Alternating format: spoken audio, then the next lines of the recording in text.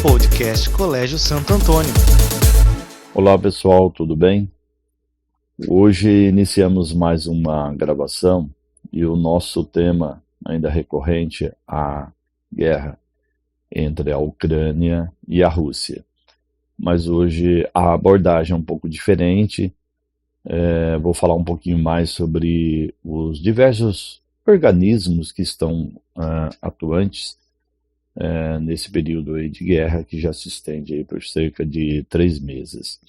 Vou lembrar de que esses organismos existentes já desde o pós-Segunda Guerra Mundial. Lembrar também que no pós-Segunda Guerra Mundial nós temos o principal organismo aí atuante, que é a OTAN. A OTAN, que é a Organização do Tratado do Atlântico Norte, criado justamente ali no término da Segunda Guerra Mundial, idealizado pelos Estados Unidos, justamente para fazer uma barreira de contenção ao socialismo da antiga União Soviética. Portanto, a OTAN ela tem presença de muitos países europeus, já desde o término da Segunda Guerra Mundial. E neste momento de guerra, lembrar vocês que alguns países da Europa e a própria Ucrânia já haviam sinalizado fazer parte dessa organização, né? E recentemente mais ainda a Finlândia, né, e a Suécia também pediram a adesão ao grupo. Uma forma de também isolamento da Rússia, e é um dos grandes receios, né? A Rússia realmente não aceita muito essa adesão maciça dos países europeus à OTAN, em função de que a própria Rússia fica um pouco mais encurralada no seu território. E justamente essa guerra para a Rússia é uma forma dela garantir ali um certo espaço dentro da Ásia Central, parte do Oriente Médio, inclusive da Europa, tentando resgatar, digamos assim, um pouco da antiga União Soviética, né? E falando em União Soviética, na existência da União Soviética também aí no período da Guerra Fria, a União Soviética também possuía o seu organismo militar, né, que contrapunha exatamente as ações da OTAN. E esse organismo ficou conhecido como Pacto de Varsóvia. No entanto, o Pacto de Varsóvia ele foi extinto com o fim da União Soviética, né? E a OTAN não, né? A OTAN permanece até os dias de hoje com essa ainda expansão dentro do leste europeu, justamente em países que anteriormente eram ou faziam parte da União Soviética, né? Significa, portanto, que a OTAN mudou bem a sua filosofia. A filosofia anterior e os objetivos anteriores era combater o mundo socialista, a expansão da União Soviética, né? E pelo menos, no caso aí, seria principalmente de defesa desse mundo, né, capitalista europeu. E atualmente a OTAN não tem mais esse mundo socialista, né, essa União Soviética. No entanto, ela continua expandindo. Isso, de certa forma, mostra um pouco que a OTAN ela tem objetivos bem claros de adesão desses países e a manutenção desses países ao regime capitalista, né, e às influências capitalistas não só americanas e europeias. Um outro organismo que está bastante atuante é a própria União Europeia, né? A União Europeia que tem diversos organismos, né, também, mas a União Europeia como bloco econômico. Aliás, a União Europeia é um bloco econômico que também vem desde a formação ali do pós-Segunda Guerra Mundial, numa evolução, né, também, vários organismos anteriores, como, por exemplo, o Benelux, Mercado Comum Europeu, Comunidade Econômica Europeia, até se chegar nos anos 90, quando se tem, então, uma formação da União Europeia efetivamente. A União Europeia ela se confronta um pouco também com outro organismo, que é um organismo chamado Comunidade de Estados Independentes. Esse organismo ele surgiu no final da União Soviética justamente por países que formavam a União Soviética, sob liderança, obviamente, da Rússia. Dos 15 países que formavam a antiga União Soviética, 12 passaram exatamente a fazer parte dessa comunidade de estados independentes. Aqueles países chamados bálticos, né, Letônia, Lituânia, Estônia, não de início, já logo de início, não fizeram parte da comunidade de estados independentes. Recentemente a Geórgia também saiu. Então, digamos assim que existe um organismo do lado ali da Rússia, liderança da Rússia, nesse sentido econômico, mas não faz sombra, evidentemente, à União Europeia, que é um organismo econômico de grande repercussão. Nós podemos dizer também que nós temos aí a ONU, né? A ONU em si, principalmente, tem vários organismos da ONU, mas vamos lembrar do Conselho de Segurança da ONU.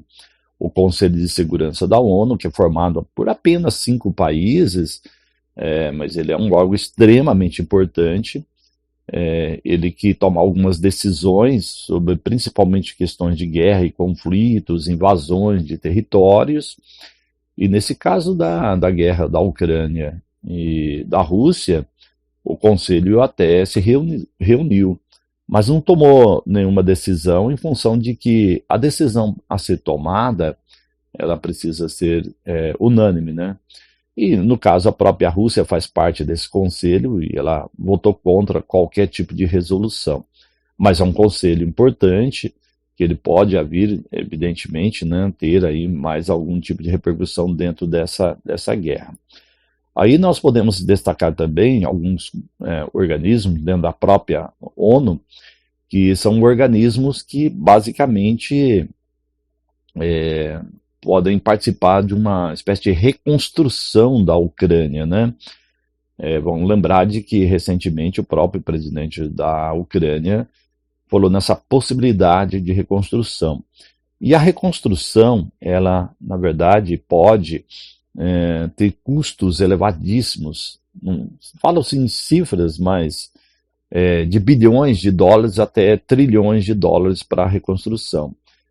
Parte dessa reconstrução da Ucrânia, que está realmente bastante destroçada na sua infraestrutura, pode ser por exatamente recursos financeiros que foram congelados da Rússia, né, que são recursos financeiros do governo da Rússia, que estão em instituições financeiras, por exemplo, europeias ou americanas.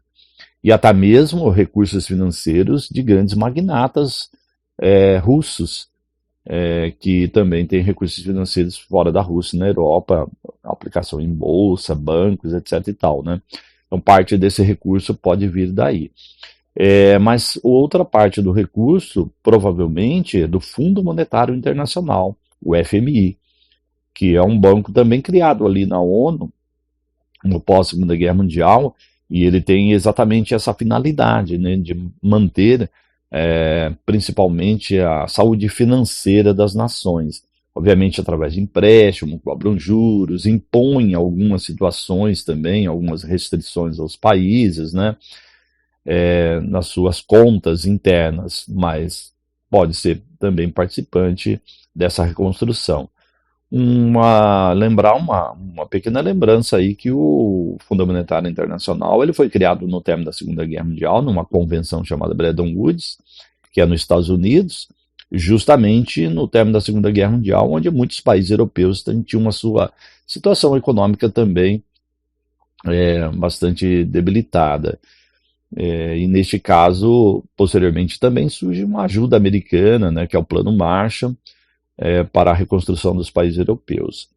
Também nós temos um organismo que é chamado Banco Central Europeu. Então, o Banco Central Europeu faz parte dentro da organização da União Europeia. O Banco Central Europeu ele tem sede na Alemanha, e a Alemanha é, digamos assim, o país que dá muita direção econômica para esse banco. Então, ele provavelmente deve participar dessa reconstrução, injetando recursos, né, nos mesmos moldes do FMI. Lembrar que o Banco Central Europeu e o FMI já participaram da reconstrução da Grécia. Né? A Grécia, em 2014, teve uma quebra financeira, né, violenta, e a reconstrução financeira do país chegou à casa dos 500 bilhões de euros, né? Que é um programa de reconstrução conhecido como Troika. E então nós teremos essas possibilidades dentro da reconstrução também da Ucrânia, claro, com cifras muito maiores. Existe um outro organismo também, que é o Banco Mundial. O Banco Mundial, ele também está ligado ao ONU, e o Banco Mundial, ele faz também empréstimos, mas ele é mais direcionado aos empréstimos para reconstrução ou construção de infraestrutura, principalmente infraestruturas, no caso, de saúde, construção, por exemplo, ou construção de estruturas de água, esgoto, né? Aquilo que traga, digamos assim, mais um bem-estar e qualidade de vida à população. Também de organismos nós podemos lembrar do Acnur. O Acnur é Alto Comissariado das Nações Unidas para os Refugiados, e neste caso, refugiados em grande monta, né, estão saindo da Ucrânia em direção à Europa mais ocidental.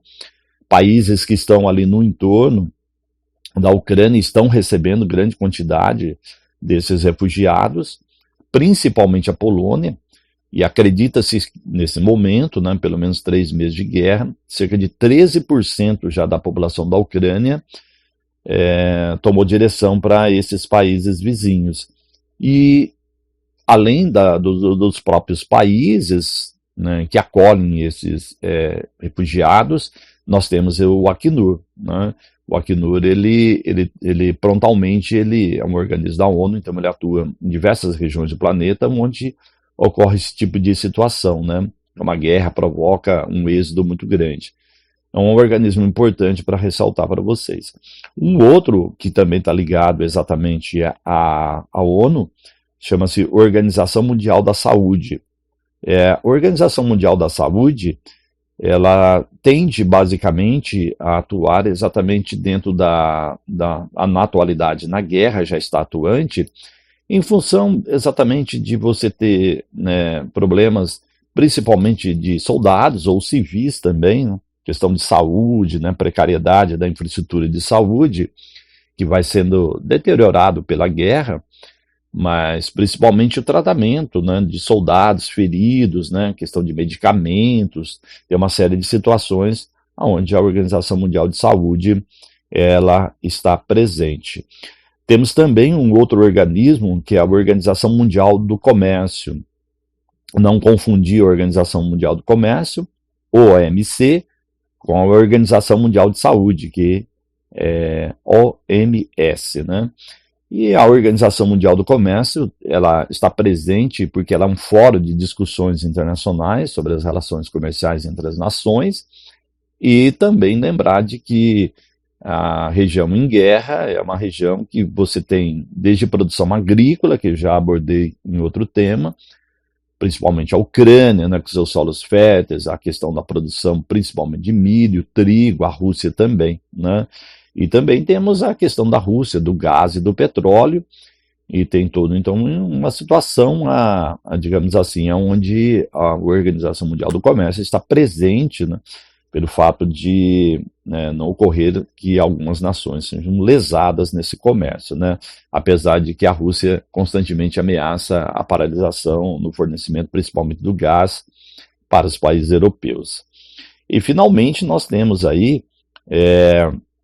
um organismo que é a antiga Corte de Haia, né? Que é a Corte de Haia, na Holanda, que temos também desde lá do término da Segunda Guerra Mundial, e hoje conhecido como Tribunal Penal Internacional, que é exatamente, ocorreu aí ao longo do tempo uma série de modificações, e a partir de 2002, quando ocorreu um tratado chamado Tratado de Roma, que ele define, né, a adesão de uma série de países, são mais de 120 países que fazem parte desse tratado, então é uma remodelação, digamos assim, que ocorre. E estatuto, tem toda uma organização, né, que basicamente prevê exatamente nesse tribunal o que vai ser julgado. Lembrar que nesse tribunal não tem julgamento, por exemplo, dos estados, das nações, né, e sim esse tribunal penal internacional, ele julga pessoas, e exatamente pessoas que cometeram algum ato durante o seu governo, tá bem? Então o Estado não é criminalizado, mas o governante sim, que é o caso, por exemplo, de situações de questões de genocídio, né, crimes contra a humanidade, né, o próprio conflito em guerra, por exemplo, que não se respeite o Tratado de Genebra, que também é um tratado importante lá do período da Segunda Guerra Mundial, que determinam, né, as situações de guerra. Então, esses governantes, basicamente, podem ser, sim, criminalizados por esses atos, tá bem? E aí se discute muito nessa questão do Putin, né, se há possibilidade disso, né?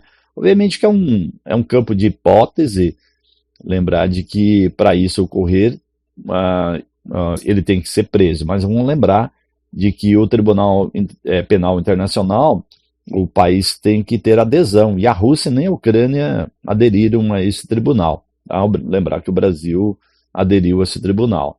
Bom, enfim, é uma situação também que pode ocorrer aí. Um filme legal que poderia ser assistido seria o Julgamento de Nuremberg.